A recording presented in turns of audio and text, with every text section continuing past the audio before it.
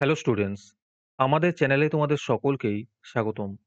আজকের ক্লাসে আমরা ক্লাস 8 এর রায় মার্টিন 2025 প্রশ্নবিচিত্রার ইতিহাসের ফার্স্ট সেমিটিভের 1 নম্বর স্কুলের প্রশ্নোত্তরগুলি করব। আর তোমরা যদি আমাদের চ্যানেলে নতুন হয়ে থাকো তাহলে চ্যানেলটিকে সাবস্ক্রাইব করে পাশে থাকা বেল আইকনটি অলে প্রেস করে রেখো।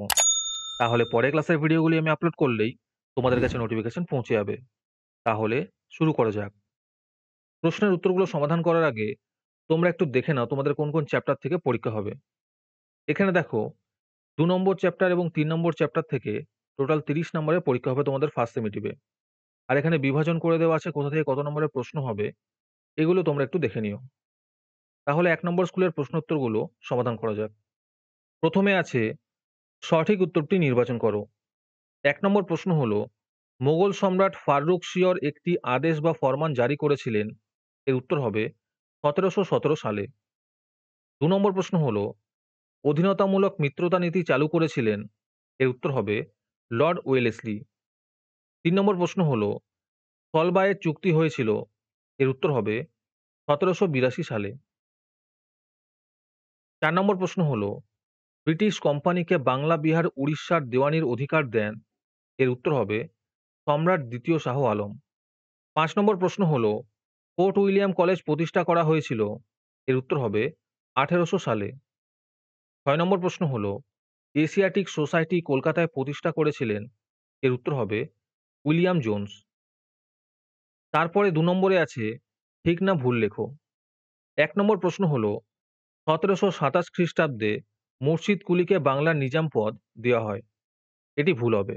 এর সঠিক উত্তর হবে 1717 খ্রিস্টাব্দে।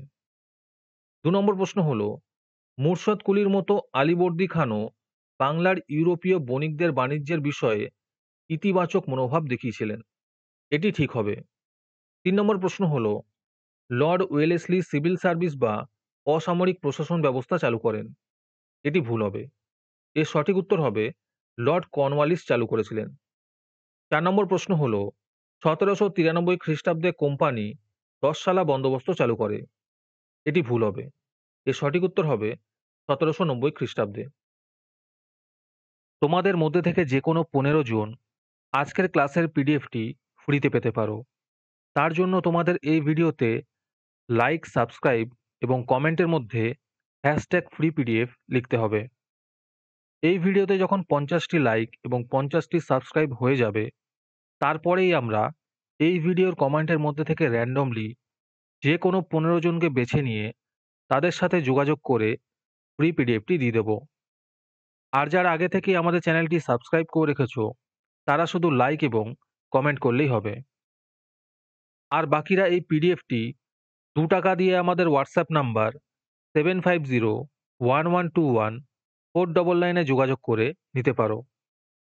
তারপরে 3 নম্বরে আছে নিচের প্রশ্নগুলির সংক্ষেপে উত্তর দাও। যে কোনো দুটো করতে বলেছে। এই প্রশ্নের উত্তরগুলি আমি তোমাদের দেখিয়ে দিচ্ছি, তোমরা দেখে দেখে নোট ডাউন করে নিও। 1 নম্বর প্রশ্ন হলো, পলাশীর লুণ্ঠন বলতে কি বোঝো? 2 নম্বর প্রশ্ন হলো, দ্বৈত শাসন ব্যবস্থা বলতে কি বোঝো? 3 নম্বর প্রশ্ন হলো, 1773 খ্রিস্টাব্দে রেগুলেটিং অ্যাক্টে কি বলা হয়েছিল?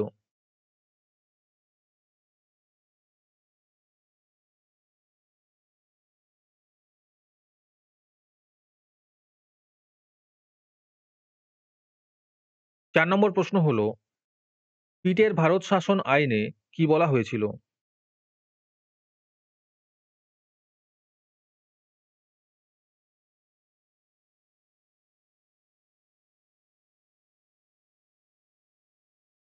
4 নম্বরে আছে নিচের প্রশ্নগুলির উত্তর দাও। যে কোনো দুটো করতে বলেছে। 1 নম্বর প্রশ্ন হলো, দেওয়ানি লাভের গুরুত্ব লেখো।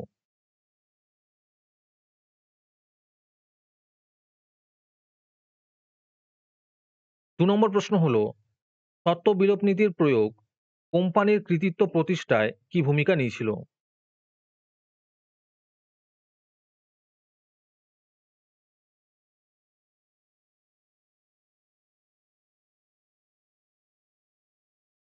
3 নম্বর প্রশ্ন হলো, মেকলে মিনিটসের টিকা লেখো।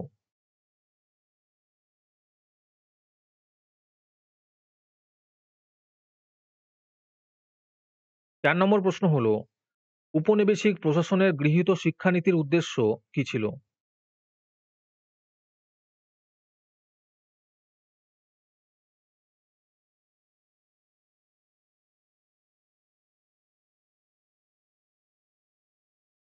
তারপরে ৫ নম্বরে আছে, নিচের প্রশ্নগুলির উত্তর দাও। যেকোনো দুটি করতে বলেছে। ১ নম্বর প্রশ্ন হলো, অষ্টাদশ শতকে ভারতের প্রধান আঞ্চলিক শক্তিগুলির উত্থানের পেছনে মোগল সম্রাটের ব্যক্তিগত অযোগ্যতাই কেবল দায়ী ছিল। তোমার বক্তব্য সমর্থনে যুক্তি দাও।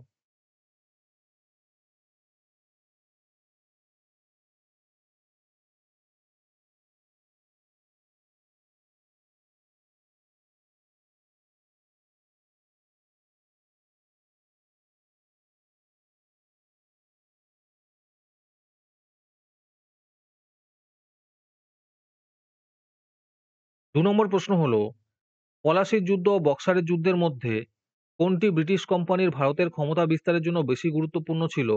তোমার বক্তব্যের সপক্ষে যুক্তি দাও।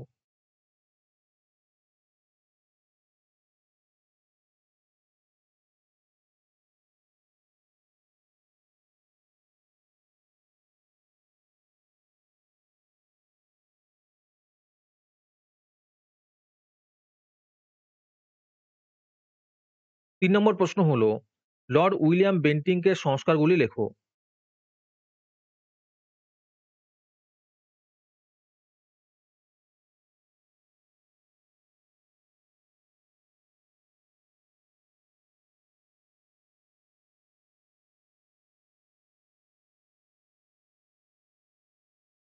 ৪ নম্বর প্রশ্ন হলো, লর্ড কর্নওয়ালিসের সংস্কারগুলি সংক্ষেপে লেখো।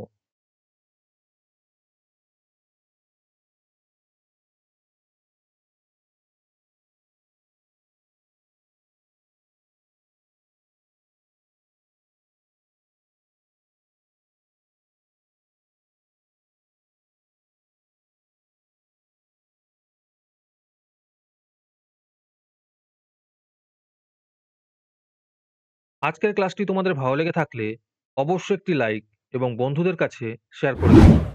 পরের স্কুলগুলির প্রশ্নোত্তরের ভিডিও তাড়াতাড়ি পেতে চ্যানেলটিকে অবশ্যই সাবস্ক্রাইব করে রেখো। তাহলে দেখা হচ্ছে পরের ক্লাসে।